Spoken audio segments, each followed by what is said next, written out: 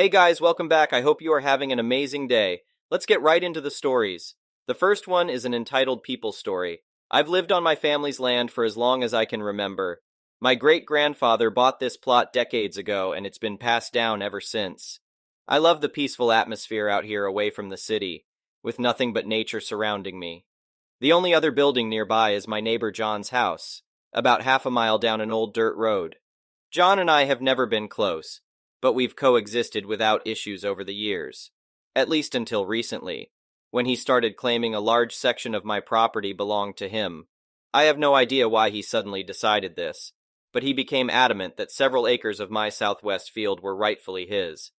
He even went as far as having a new property line drawn up by a surveyor, who I can only assume was a crooked friend willing to support John's absurd claim. Armed with this falsified survey, John proceeded to act as if this portion of my own land now belonged to him. He would constantly trespass, walking through my field and acting indignant when I told him to leave my property. No matter how many times I informed him his survey was inaccurate and illegal, he maintained his right to be there. The situation escalated one day when I was working on fixing some fencing along the field's edge. I could see John making his way towards me, stomping through the grass with a smug look on his face. "Morning, neighbor," he called out arrogantly. "Just coming to check on my field." I set my tools down and walked over to him. "John, we've been over this. This is my family's property, not yours. That survey you had done is fraudulent. You need to leave immediately." John scoffed. "I'll go wherever I damn well please. This land is mine now, you got that?" He then proceeded to get in my face, yelling threats and insults. I stood my ground, refusing to engage with his intimidation tactics. Eventually, he seemed to grow bored, shoving me backwards as he turned to walk away. "This isn't over," he spat over his shoulder. "You'll be hearing from my lawyers." I'd finally had enough of this harassment. The next day, I went to the county records office to have my property boundaries officially verified. Just as I knew, the documents clearly showed the field belonged to me and me alone. Armed with this proof, I headed to the sheriff's office and filed a report for John's repeated trespassing. The deputy sheriff agreed to speak with John, though he warned that not much could be done without evidence of the incidents. So I decided to set up some motion-activated cameras along the disputed area to capture John in the act. Sure enough, the cameras documented him casually strolling onto my property over the next several days, undeterred by the sheriff's warnings. I compiled the footage and returned to the sheriff's office, insisting they take action before things got out of hand. The deputy begrudgingly agreed to pay John another visit, this time with an official cease and desist order. But John remained defiant, stubbornly maintaining his right to access his field. A few days later, I awoke to a horrifying scene. John had knocked down the fence separating our properties and was working on erecting a new one, much farther into my field. Furious, I called the sheriff's office and ran outside to put a stop to this. By the time the deputy arrived, John and I were in a shouting match, bordering on physical violence. The deputy had to separate us, informing John he was under arrest for destruction of property and trespassing. John resisted arrest, screaming that I was the real criminal stealing his land. As the deputy tried to handcuff him, John became enraged and violently shoved me to the ground. He then launched himself at me, landing several punches before the stunned deputy could restrain him. I pressed charges against John for trespassing, destruction of property, and assault. Since it was all caught on camera, he had no defense. He was swiftly convicted and sentenced to 6 months in prison. I also sued him for damages and emotional distress, which finally convinced him to drop his bogus ownership claim once and for all. The judge ordered John to pay for the ruined fence and my medical bills from the attack. With that money, I had an even taller, sturdier fence erected between our properties. I also invested in an upgraded security system to keep watch if John ever tries anything again once released from prison. For now, though, I'm enjoying the peace and quiet without that entitled, delusional man constantly harassing me and trying to claim what isn't his. John thought he could bully me into giving up my own land, but instead he's the one sitting in a jail cell, learning a hard lesson about respecting property rights the hard way. Here's hoping once John finishes his sentence, he'll think twice before trying to pull this nonsense ever again. The next one is a pro-revenge story.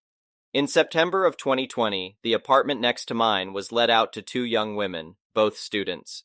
After they settled in a bit, it turned out they wanted to have a party. No big deal, except Belgium was in full lockdown at this point due to COVID, and you were supposed to only have one fixed visitor over. But then again, to be young again, etc. So I didn't really care. During this time, I was working in healthcare. I work with the mentally disabled, but I volunteered for the ad hoc COVID team, meaning I got called upon to tend to those residents who were sick and needed quarantining or were effectively diagnosed with COVID. This meant pretty long working hours, and I spent about 10 to 11 hours a day at work, with a full hour bike ride to and from work. Needless to say, I was pretty tired pretty much all the time, so I wasn't looking forward to the noise from a party, but I'm pretty chill and know that living in the city, some noise is to be expected. So they are having their party, and I can stand some noise and music, but this party was wild. People shouting full on in the hallway, wrecking things, etc., etc. At about 4 in the morning, I introduced myself to the neighbors and asked them when they could expect their company plus 20 people to leave, and if they could refrain from having a party the next day, as I have to work and get up at 6 every day. So they promised they would keep it down the rest of the night. They didn't, and that they wouldn't have a party the next day. Plot twist, they did have another party. And then did another one the day after. At this point, I had been going a full 3 nights without sleep and was nearing neurosis. Every night I had talked to the girls, and every night they would be full of apologies and stuff, but nothing would change. I also felt terrible when I had to enter their place because it would be absolutely packed with people, and I work with some very vulnerable people at work, who I wouldn't want to spread COVID to. This was pre-tests, pre-vaccines, pre-much of the knowledge we now have about COVID. Luckily, the weekend came, and they went to their parents, and I could recover a bit. Suffice to say, I wasn't really liking my new neighbors. During the next few weeks, they refrained from big parties, but they would have a constant flood of people coming over during the night. And by constant, I mean constant, like their bell would ring 70 times a night, and people would always be coming or going, and those people would be drunk and loud. Our communal hallway is pretty much an echo chamber because it's all stone, and any noise will travel throughout the building. Basically, I couldn't rely on sleeping at night. It drove me crazy. I could only sleep Friday through Sunday because then they would go off to their parents or whatever. I couldn't grasp how they could know this many people that would always be coming and going. During one night, while knocking on their door to complain about the noise, I encountered my upstairs neighbor, who is also on Reddit, hi, and decided that we would have to join forces to get this to stop. My neighbor told me some important bit of information. The reason there were people coming and going all the time was that they used their apartment as a makeshift bar/hangout. During this time, bars were closed due to COVID, and all those students were using the big apartment to hang out. Moreover, across the street was another frat house with 5 boys living there, and that too was a secret hangout. So people would hang out at those 2 places and cross the street if they wanted a different atmosphere or wanted to see their other friends, etc., etc. And the boys from across the street would also come over 15 times a night. Most visitors seemed to be law students or affiliated with them. Basically, our communal hallway was just a part of their cafe space now. So we tried talking to the girls, then we started to talk to the visitors. None of them had any sympathy for us when we were asking them to be quiet at 4 in the morning. Most of them just laughed at us, as we were the pesky neighbors, no doubt. Even more of them were just so wasted that they didn't know what they were doing. So we started calling the police. Dozens of times. Most of the time they weren't let in, and police told us they couldn't do anything. We kept calling as we wanted a record of our calls in the system. Belgium was still in full lockdown at this point, and what they were doing was full-on illegal. Even so, police told us their hands were tied if they wouldn't open the door. When the police couldn't help, I turned to the next best thing. I'm a social worker, and so I have no problems looking up information and calling around to look for help. This is what I did. Most places, student unions, police, town hall, were understanding, but couldn't really do much. So I acted on the suggestion of the upstairs neighbor and contacted one of the girls' dean. I shot him a nice email about being sorry to have bothered him and taking up his time, but I had this big group of students from his faculty ganging up every night. And maybe he wanted to know about it since they were breaking every possible COVID rule that existed at that time. Especially since me and my neighbor were about to go to the papers with this story, as secret lockdown parties were becoming a thing in the papers at this point. This dean called me back right away, and we had a nice talk about our problems. He told me he was on it. So basically what he did was call the law student girl and her parents. Big drama ensued, and we finally got to sit down with the girls, and they finally sounded like they were sorry. Tears were shed, for which I had no patience, tbh. We learned that the police had actually been inside a few times, and they were issued tickets for having secret parties. Those were €300 each a pop, so no idea why they didn't just stop. We learned they were not happy because the dean had called them up at 11 o'clock and they were still asleep, to which I said, "Well, there is your problem. You are still asleep at 11 o'clock. I'm up at 6 every day and you girls haven't been a bit understanding about that." So we got to feel a bit like we got our revenge and we got to vent, but we kept it kinda nice and parted on good terms, hoping that this would be it and we could live together as nice neighbors. But if that were the case, I wouldn't be here, right? You'd think they would have gotten the point now and would refrain from making noise and partying. Well, you'd be wrong.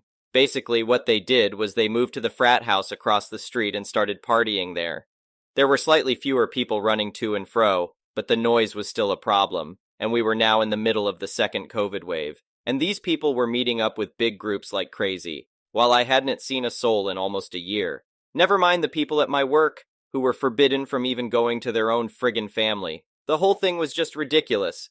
My upstairs neighbor happened to film such a party across the street and had sent the clip to me. We were thinking about going to the press with our story, but weren't really sure if it would be a good idea. So I posted the clip of the party on the subreddit of our country to test the waters. It got quite some comments and upvotes, and it seemed most people were also sick of people disregarding the rules and having secret parties. After some talks with the upstairs neighbor, we decided to contact the press and simultaneously go up a step in the university hierarchy and contact the vice rector that had the power to start up a disciplinary case against the students. This person is one of 12 vice rectors for a total campus of about 15,000 students, so quite high up. Things moved fast. Local news actually picked up our story from Reddit and contacted me, and we gave some background info. They confirmed with the police that cops had been dozens of times to our address and across the street and weren't let in most of the time. We mentioned that the university was involved, and that we hoped they would finally intervene. The next day, the piece was on their website. It went viral there and got promoted to the sites of most national newspapers. Its headline was sensational enough, mentioning the dozens of times police had showed up and also mentioning how healthcare workers were being kept up by selfish students. At the same time, the vice rector contacted us to take our statements, which we already had prepared on paper, and informed us they would investigate and could possibly start up disciplinary actions. At the same time, more reporters were contacting me throughout the day, and we made sure to mention that to her and link the university to the printed articles. The next day, while at work, I got a message from the upstairs neighbor that a film crew from the national news was at our doorstep. He declined to talk to them, and I would have done the same since this was getting pretty big now. But they made a segment anyway. And sure enough, that night at 7, here was my street, and a short section about cops standing in front of a closed door a dozen times, and the local press cop talking about the troubles of closed doors. The best part about it was that a student from the offending frat house across the street had let the film crew in and said on camera exactly what we were accusing them of towards the university. That they had been having parties and didn't let the cops in, and that they had done it multiple times. No idea what made him think that was a good idea. Anyway, trying not to make a huge story even longer, the press died down sometime later, thank God, and the disciplinary action from the uni went through. Before the hearing, we sat down with the girls from our block and cleared some things up. We wanted to live like normal people together, and we tried to make some amends.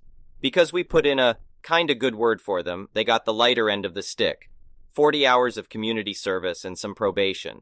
The guys across the street got 80 hours each, and each had to write us a letter of apology, which I thoroughly enjoyed reading every time I got one. The sad part is, most of them sounded just like dumb young kids, but that was after getting called out on the news and being part of a disciplinary action. But we never wanted to escalate things this far. Some noise is to be expected when living in the same building, and we were never going to go to these extremes for some expected noises. But these people went to the extremes, and so we were forced to do the same. The rest of the year, a simple message on WhatsApp was enough to silence any noises we had coming from their apartment. If anything, I hope they learned that even very polite and chilled people can become very upset when presented with sleep deprivation and excessive noise. The next one is a petty revenge story. This happened a few years ago. My girlfriend at the time, now wife, and I used to vacation in Asheville, booking cabins through a rental company. She grew up there and loved it. Plus, she had friends, family in the area that we would visit while there. One of the rules the company had was that no extra guests were allowed to stay overnight, or there would be a fee. This rule never bothered us, as we never planned on having that. But we did invite a couple of my girlfriend's friends over to hang out for a little while. They got there around 7, 8, and stayed until about 11 p.m. before heading home. We finished the trip, had a great time, and went home thinking all was good. A couple of days after we got home, I got an email from a woman in the rental company who claimed that their maintenance guy saw that we had people stay over, and we were being charged an extra $200 for breaking occupancy rules. Next came a back and forth between her and me where I told them no one stayed overnight, and that they left around 10:30 to 11 p.m. But she claimed to me that occupancy is anyone being in the cabin at all, which made no sense. I looked up the legal definition of occupancy, which did not side with her, but she told me it didn't matter, and they would charge me the extra 200. Cue the revenge. Between my girlfriend and me, we got about 8 people with 20 different Google accounts, all leaving 1-star reviews on the company's Google page. This took their rating of around 4.4 all the way down to the mid 3 stars. It was a local company. Well, someone higher up must have gotten wind of this and they knew exactly who did it. Within a couple of hours, I got several emails from the original woman and her supervisor apologizing for the misunderstanding and asking how they could get us to take down the bad reviews. After telling them it was clearly not a misunderstanding, I told them to kick rocks since they wanted to treat us that way, and long story shorter than it could be, we ended up getting an offer of 200 off our next visit if we took the reviews down. And they obviously refunded me that extra 200 plus another 100 off that stay. Karen, I hope you understand what occupancy means now if you still have a job. The next one is a malicious compliance story. I just remembered this old story of mine earlier today and thought it would be fun to share. I'm not 100% sure that this qualifies as malicious compliance since it wasn't intended to be at the time, but I'll let you readers be the judge. A long time ago, in the faraway year of 1999, I was a young 11-year-old boy finishing my last year of elementary school. Right before my birthday, which was in May, my parents called the family together for a meeting. They told us my mom had gotten a new job and we would need to move. We weren't moving too far away, only about an hour, but that still meant moving away from my friends and going to a completely different middle school than the one I thought I'd be going to. Elementary school wrapped up, and we moved to our new house in early July. In August, my parents and I got to take a tour of the school and meet the principal and some of the teachers. That was when we learned that there weren't any buses that passed our new neighborhood. It was actually close to the school, so that meant I would be walking to and from there every day. My parents weren't too thrilled about this, but it was only a 15-20-minute walk, and there was a path, so they came around to the idea pretty quickly. At the time, both of my parents worked full-time and 5 days a week. My mom worked Monday through Friday, and my dad worked Monday through Thursday and Saturday. Trust me, this is relevant. Since my older sister was away in college full-time, and they didn't trust me and my brother alone, my parents found a babysitter to be there when my brother and I would get home and watch us until my parents got home. My brother was 2 years younger than me and in the local elementary school. The school year started, and in early September, we got a massive heat wave that reached highs of like 96 degrees for a couple of days. The middle school was also an old building, and most of it was not air-conditioned. I only had 2 classes that had AC in the classroom throughout the day. At the end of those days, I was tired and not in any mood to walk an additional 20 minutes in the heat before getting home, so I used vending machine snack money to call the babysitter from the payphone. Cell phones were definitely not used by kids in those days. The babysitter, thinking he was just not letting me suffer in the heat, came to pick me up, and I would do some homework before Batman Beyond and Pokemon came on.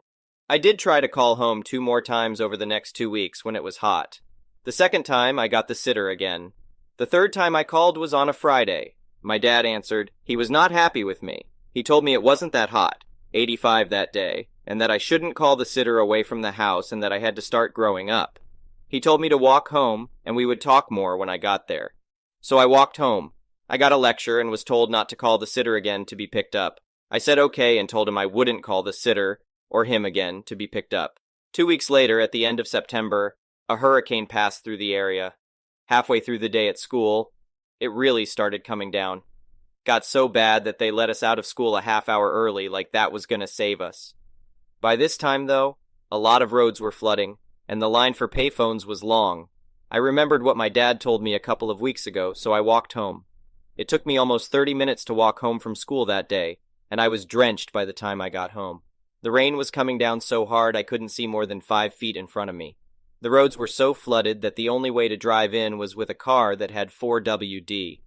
When I got home, both my parents, Mom got out of work early due to the storm, were there panicking because they hadn't heard from either the school or me.